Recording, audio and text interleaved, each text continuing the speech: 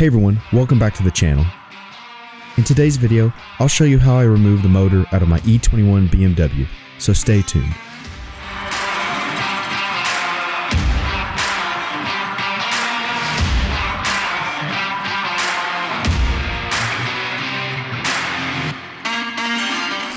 If you recall, when I first picked up this 40-year-old BMW out of a field, myself and Andrew of Porcupine Off-Road went to work tearing into this old 3 Series.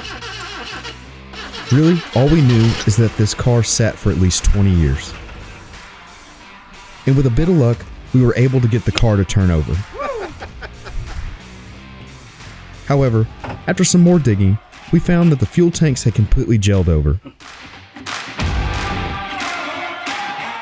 While fixing this motor was easily doable, I was able to find another M10 motor from a newer E30 BMW.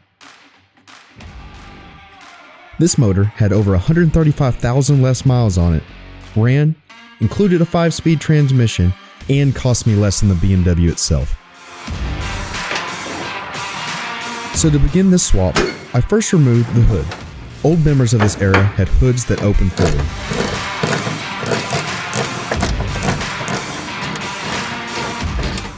Removing the hood required removing 4 bolts. Once these 4 bolts were removed, with some help, you can slide the hood forward, then remove the latches from inside the engine bay.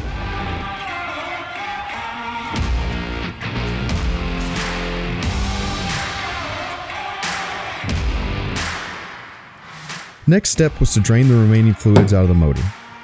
I had already drained the radiator and removed the heater core in a previous video, but I still needed to drain out all the oil, as well as remove the transmission cooling lines from the automatic transmission.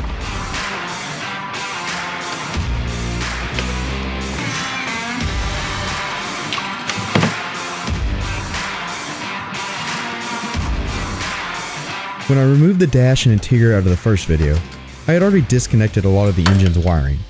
There was still a little bit of main harness that I had to disconnect, as well as the throttle cable from the throttle body, and some vacuum lines as well.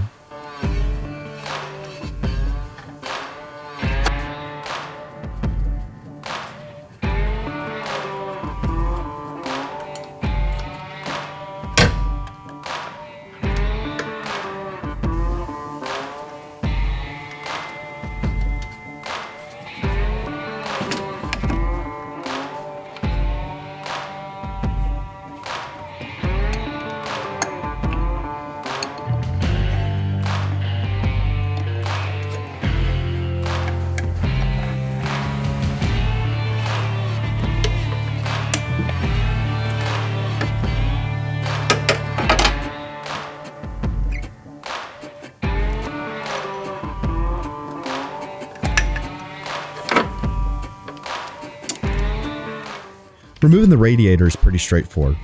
It's just held together by a couple of bolts. The only additional thing that I didn't show was removing those transmission cooling lines that I had disconnected earlier.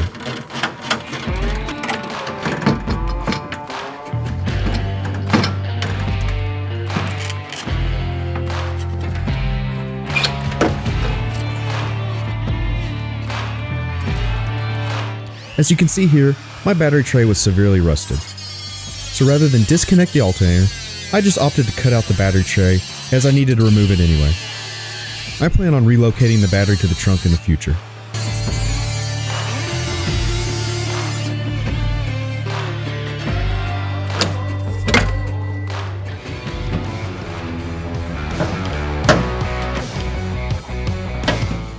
Next, I removed the automatic shifting assembly. As I already had torn out the center console, this was pretty easy to do.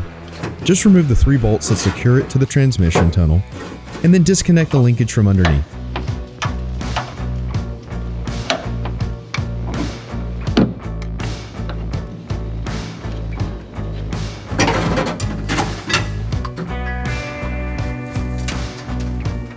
I also removed the AC condenser.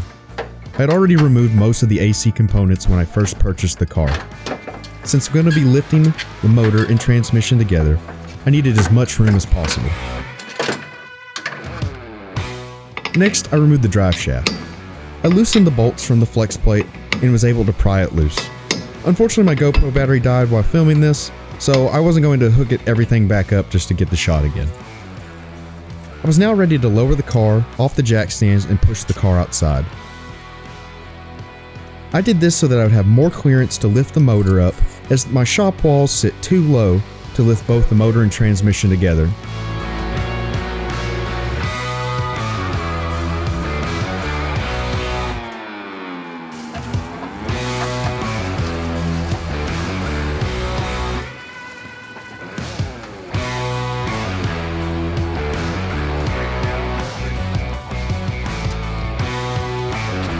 With the BMW outside, I then loosened the transmission support bracket. I already had the transmission mount loose while I was underneath the car working earlier.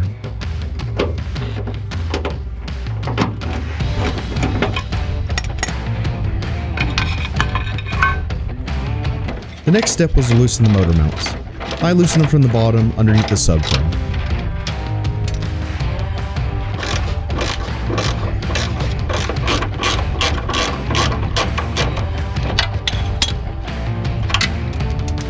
As it got dark, I also forgot there's an engine dampener that attaches from the subframe to the motor to help with engine vibration. Now it was time to pull the motor. I used a 1,000-pound nylon sling wrapped around the motor between the headers and the upper intake.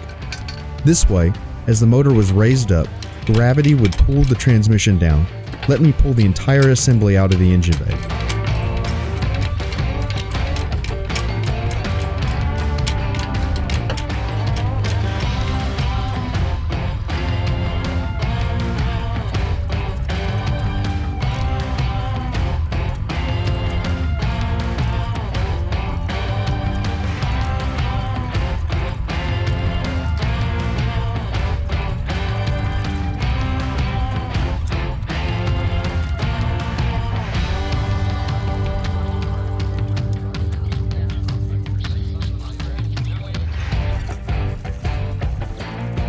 And slowly but surely, after lots of pulling and a little bit of adjustment, the motor pulled out pretty easily.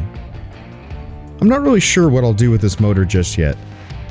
An older BMW 2002 project would sound fun.